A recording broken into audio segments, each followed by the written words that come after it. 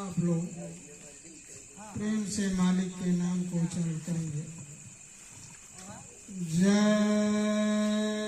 गुरुदेव, जय गुरुदेव, जय गुरुदेव, जय गुरुदेव। जय गुरुदेव नाम किसका? प्रभु का, प्रभु का पावन नाम। जय गुरुदेव।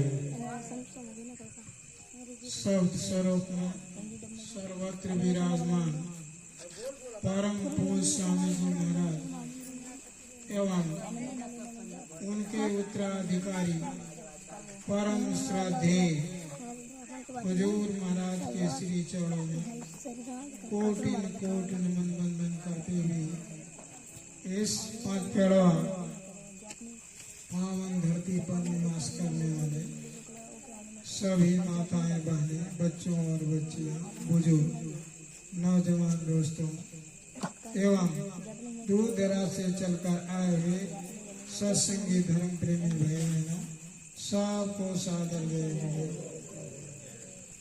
देखिए, बड़ी सौभाग्य की बात है,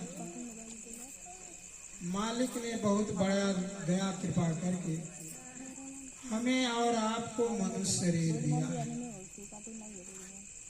यह मनुष्य शरीर पाना देव दुर्लभ महापुरुषों ने बताया है।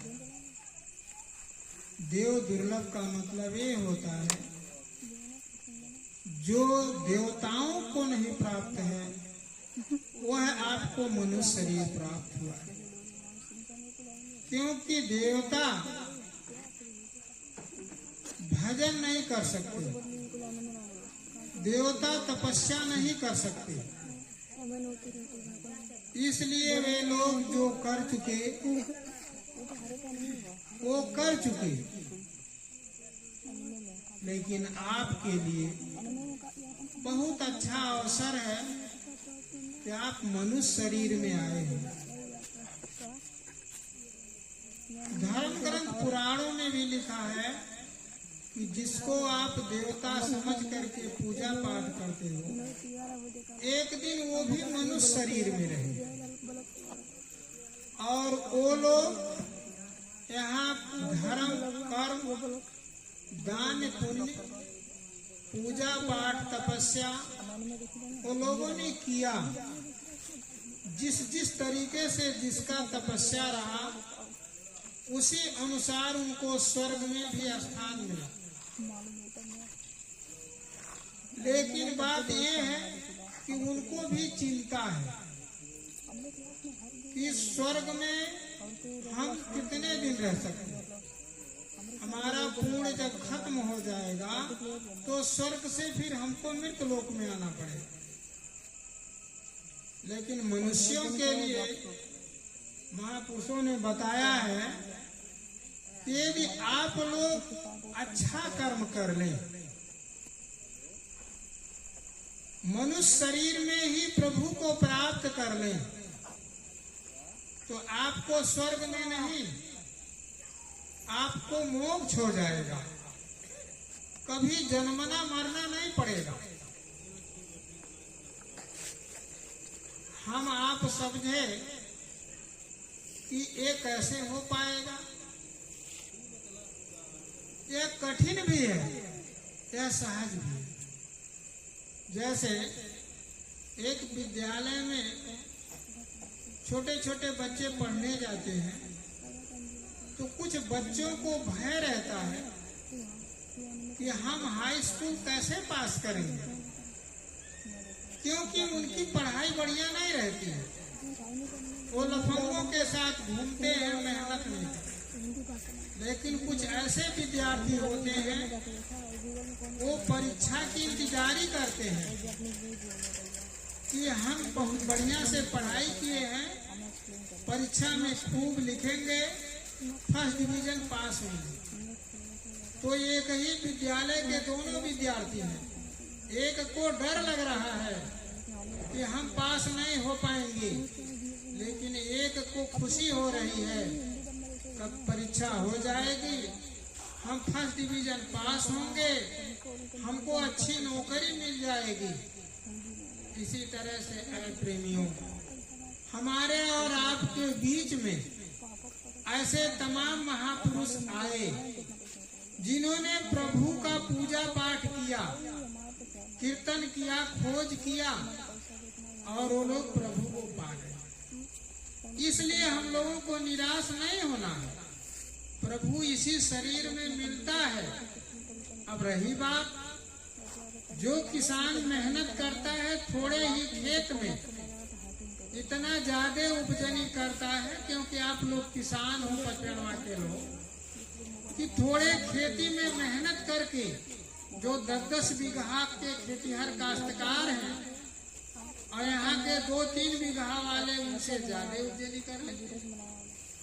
इसी तरह से आप इस मनुष्य शरीर में हमारे आप जैसे कुछ ऐसे महापुरुष आए जिसने अच्छा गुरु की तलाश करके प्रभु कैसे मिलेगा उसकी पता लगाया, और उन्होंने साधना किया, भजन किया और भगवान को पा गया।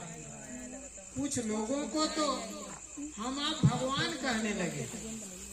जैसे लुम्बिनी में आप कहते हैं भगवान बुद्ध का जन्म हुआ, लेकिन लुम्बिनी में जो पहले जन्मे थे उनका नाम भगवान नहीं था, उनका नाम सिद्धार्थ था। उनको सिद्धार्थ लोग कहते थे, राजा सुधोधन की लड़की ने। और उनको जब ये हुआ कि प्रभु कैसे मिलेगा, भगवान कैसे मिलेगा, तो आधी रात को अपने महल को छोड़ करके यानी अपने बाल बच्चों का मोह भी खत्म कर दिए। उनका बच्चा छोटा सा राहुल था, वो गोद में जसोदरा के खेल रहा था। उनकी रानी जसोदरा बहुत ही सुंदर थी, लेकिन प्रभु के लिए उनके अंदर जब लगन लगा तो उन्होंने दरबार छोड़ दिया, सुंदर पत्नी छोड़ दिया, अपना सुंदर छोटा अनाथ बालक को छोड़ दिया और आधी रात को घर से निकल गए। यही लुम्बिनी है। और निकल करके प्रभु के खोज में भारत के बिहार में चले गए और उन्होंने कठिन साधना किया और प्रभु को पा लिया। प्रभु को जब पा लिए तो देखिए उनको हम आप भगवान कहते हैं। इसी तरह से इस धरती पर जितने महापुरुष अच्छा काम कर गए, प्रभु को खोज के लिए जिन जिन लोगों ने तपस्या किया, जैसे वाल्मीकि एक छोटे घराने नीच घर के, जो हम लोग कहते हैं हरिजन कहते हैं, पासी कहते हैं, जिनका पानी हमारे समाज में नहीं चलता है, अब तो धीरे धीरे चलने लगा।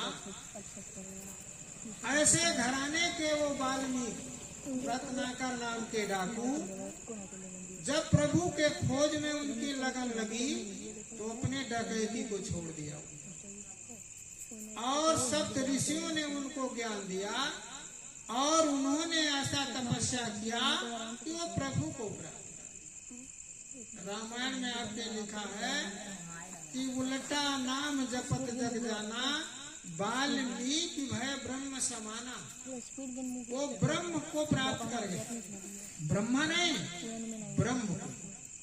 ब्रह्म का मतलब जो ब्रह्मा को भी मालिक है, ऐसे ब्रह्म को वो प्राप्त कर गए जो कि डाकू थे।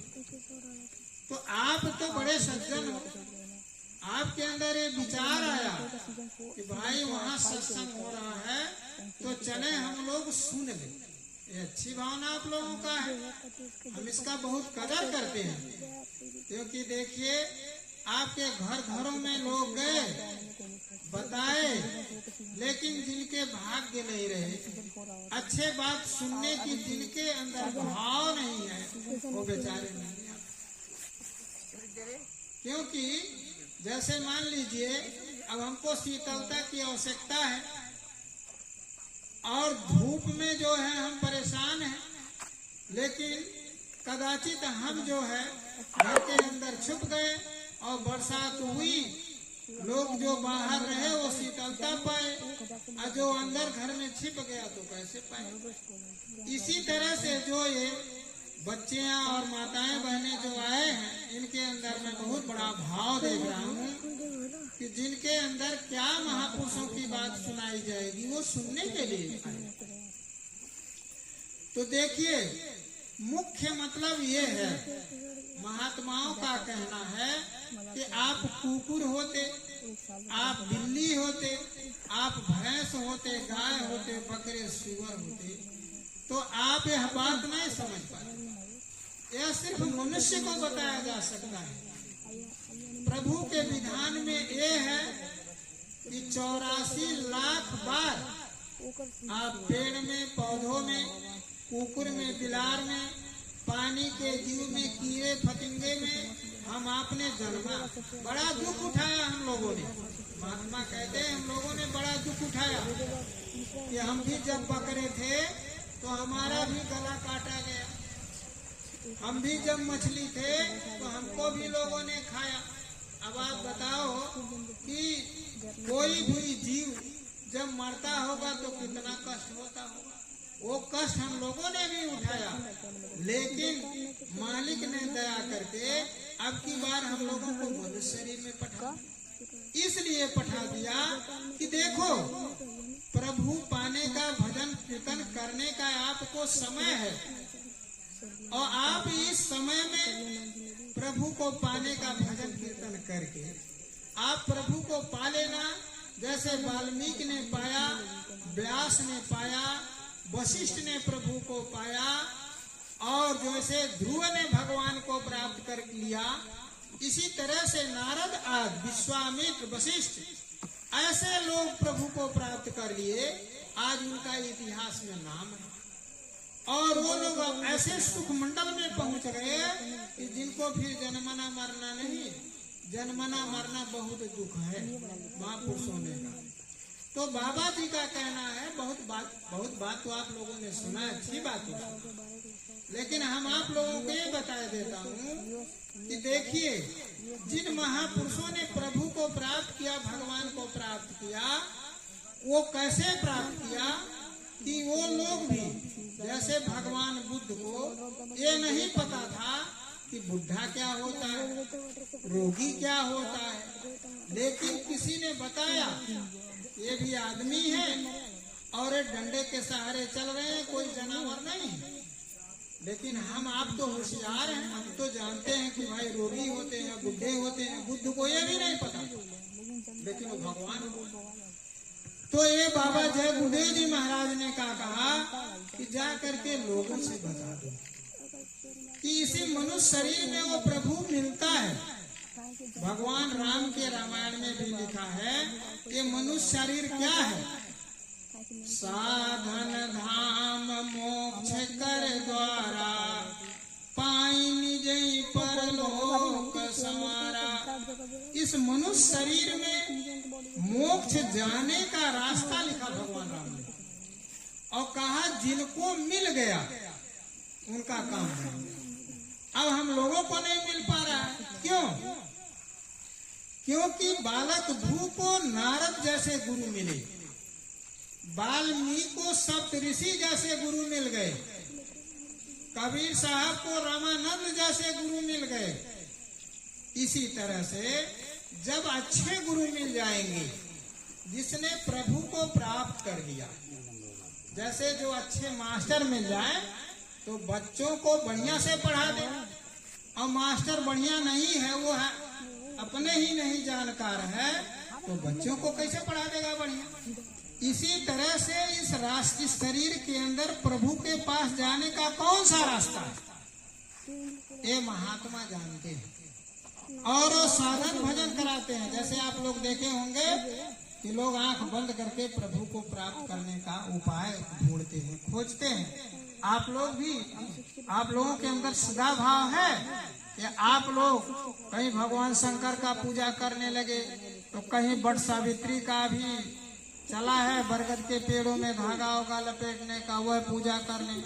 कभी ये दुर्गा जी बनती हैं गांव-गांव में तो वहाँ भी आप जाकर के पूजा करती हैं, नवरात्र व्रत रखती हैं, तो अच्छी बात है, आपके अंदर भाव है। लेकिन बशर्ते बात हम ये कहेंगे कि अपने मन की पढ़ाई हम कभी पास नहीं हो। दुर्गा जी को जिसने प्राप्त कर लिया, जिसने दुर्गा जी का दर्शन कर लिया, उनकी खोज आप करें। जिसने भगवान शंकर को खुश कर लिया, उनका आप खोज करो। अब हम लोग कहते हैं कि भगवान शंकर जी गांजा पीते थे, कौन जानता है? किसी ने देखा हो तो बताओ। अरे भगवान शंकर तो इतने पवित्र महादेव, देवों के देव, वो कभी गांजा नहीं पीते। अरे वो तो बड़े साधना करते, जुगो जुगो तक साधना करते रहते। लेकिन हम लोग ये गंवार लोगों के कहने पर हम कहते वो गांजा पीते थे, तो वो भांग खाते थे, वो धतूर खाते थे। ये हमारी आपकी मनगढ़ंत बात है। पहले आप उनको तलाश करो कि भगवान शंकर कहाँ मिलेंगे, कैसे मिलेंगे। इसलिए महापुरुषों ने ये कहा कि आप सबसे पहले अच्छा कर्म करो। अच्छा कर्म करने का मतलब ये चीज होता है कि आप किसी को ठगो ना, आप किसी को धोखा मत दो, आप किसी का हिस्सा मत ले लो, किसी को सताओ, किसी को दुख मत दो। जैसे कोई मांस खाता है तो भाई कोई जीव मारा जाएगा। अब मारे जाने पर कितना कष्ट होता है, वो तो हम आपको ज्ञान नहीं, खाने वाला तो कहता है बड़ा स्वादिष्ट है। लेकिन महापुरुषों ने कहा कि आपकी उंगली कट जाए जिस दिन, समझ में आ जाएगा कि वो जीव मरता है तड़फड़ा करके, तो उसकी क्या गति है। महापुरुषों ने कहा जिन गल काटायान का आपन होए कटाए, साईं के दरबार में बदला कहीं न जाए। यदि आपने जिसको ठगा है आप ठगाओगे, मारा है मारे जाओगे, इसमें कोई मीन मेघ की बात नहीं है। तो बाबा जी का कहना है कि देखो आप लोग किसी जीव जंतु को कभी मत मारो, मेहनत की कमाई खाओ। प्रभु ने आपके लिए किस्म किस्म के मेवा मिष्ठान, फल फूल अनाज दिया है। देखिए कितने सुंदर अमृत रूपी फल इस समय आम के लगे हुए, इसको आप भरपेट खाओ। मेवा मिष्ठान, फल फूल, ये जो है तमाम प्रकार के सूखे गीले फल हैं, इसको आप खाओ। लेकिन ये बेजुबान जीवों को यदि आप मारोगे तो आप मारे जाओगे। जैसे एक छोटी मोटी बात मैं बताऊं, जिनको आप भगवान राम कहते हो, वो भगवान राम ने बाली को मारा था। और आप महाभारत पुराण सुनते होंगे, श्रीमद् भागवत, भगवान उन्हीं भगवान कृष्ण को वही बाली ने बहेलिया बन करके मारा। तो जब भगवान को अदला बदला देना पड़ा तो हम आप कैसे बच सकते। इसलिए बाबा जी ने कहा ठीक है, आप अबोध थे, जानकारी आप नहीं थी, आप कहते थे मछली हमारे खाने की चीज है, बकरा ये जो है इसका मांस खाने में कोई जो है दिक्कत नहीं है, आप अबोधता में ठीक है कर गए। लेकिन बाबा जी ने कहा कि अब शपथ ले लो, अब कह दो कि हम नहीं खाएंगे, आपके गुनाह माफ हो जाएंगे इसी वक्त से, क्योंकि आप अनजान हैं। लेकिन यह संदेश पाने के बाद यदि आपने ये गलती कर गया तो फिर आप इससे छुटकारा नहीं पाएंगे। आप एक विचार कीजिए, आपके अंदर सब सूझबूझ है, हम आप इसके फंदे में पड़ करके हम लोग गलत काम कर रहे हैं।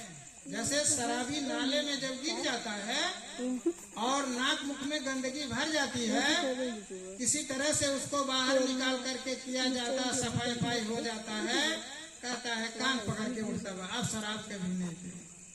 लेकिन दिक्कत क्या होती है, 4-6 दिन मान जाता है, और जब फिर कभी शराब के भट्टी के सामने पड़ता कहता ओ बहुत बढ़िया, कितनी इसकी खुशबू आ रही है, चलो थोड़ा पिएंगे, ज्यादा नहीं, अब नाली वाली नहीं करेंगे, थोड़ा पी ले। यही इश्क है और कुछ है नहीं। बुरे काम का ये इश्क है। जैसे गांजा पीने वालों को वो भी यही है कि भाई गांजा पीने वालों को उससे दिक्कत है, वो भी नशे में हो जाते हैं, उनकी बुद्धि दिल दिमाग काम नहीं करती है, लेकिन बशर्ते कभी उनको होश आता है, घर के लोग फटकारते हैं कताब नहीं पिए, लेकिन बशर्ते फिर कभी छोड़ देता है, कभी क्रिया खा लेता है। इतने लोगों को तो मैंने देखा कंठी पहन करके भी तोड़ दे रहे हैं लोग, मांस खा ले रहे हैं। क्यों? इसमें दूसरी बात नहीं है, ये सब इश्क के नाते हम बुरे, हमको जानते हैं, हमको ये पता है कि एक बुरा काम है, लेकिन हम फिर आदत बस मजबूर हो जाते हैं। इसलिए इस आदत को छुड़ाओ। बाबा जी ने कहा देखो भाई, ये मांस मछली अंडे शराब का सेवन बंद कर दो, क्योंकि आप अबोध नहीं हो, मंदिर में मांस खाते हो, 9 दिन व्रत रखते हो, कहा तो कोई पूछता है कि अरे यार इस समय क्या बात है, कहा नहीं नवरात्र व्रत रख रहा हूँ, अब हम शराब और 9 दिन नहीं पिएंगे, हम मांस मछली भी नहीं खाएंगे। अरे दुर्गा जी को आप धोखा दे रहे हैं। दुर्गा जी नहीं जानती है ये शराब मांस खाता है, उनको चक में मत दो, इसलिए दुर्गा वो माफ नहीं करेंगे। दुर्गा जी तो कहती है कि क्या मैं मर गया, आप 9 दिन के लिए बना देते हो पुतला और ले जा करके जो है यहाँ पे मोहान में जो है डाल देते हो, तो दुर्गा जी उससे खुश नहीं थी। दुर्गा जी कहती मैं हमेशा हूँ, तो मुझे खुश करना है तो हमेशा व्रत धारण करो, हमेशा नवरात्र रखो, तो मैं खुश रहूंगा। अब आप खुश करने की तरीका आप जानते नहीं, इसलिए देखिए जो मंदिर है, आप अपने मंदिर बनाया, इतनी सफाई करते हो, ये भगवान का मंदिर है, इसको भगवान ने बनाया। आपका मंदिर ईंटे पत्थर का है, कितना सुगंधी आप डालते हो, लेकिन भगवान का ये मंदिर है, तो इस मंदिर में क्या करते हो, वहाँ सुगंधी अगरबत्ती की और यहाँ गांजे की, गांजा इसमें आप डाल रहे हैं। वहाँ इतनी सफाई, खूब बढ़िया से नहा धो करके जाते हो, और इसमें मांस मछली अंडे डाल रहे हो, तो इस मंदिर का देवता कभी खुश रहेगा। इसलिए महात्मा कहते हैं कि आपके अंदर जो प्रभु रहता था वो नाराज हो गया, और नाराज होकर के निकल गया, इसलिए भूत प्रेतों का वासा बन गया चारों तरफ, प्राकृतिक नाराज हो गया। न समय से बारिश होगा, गर्मी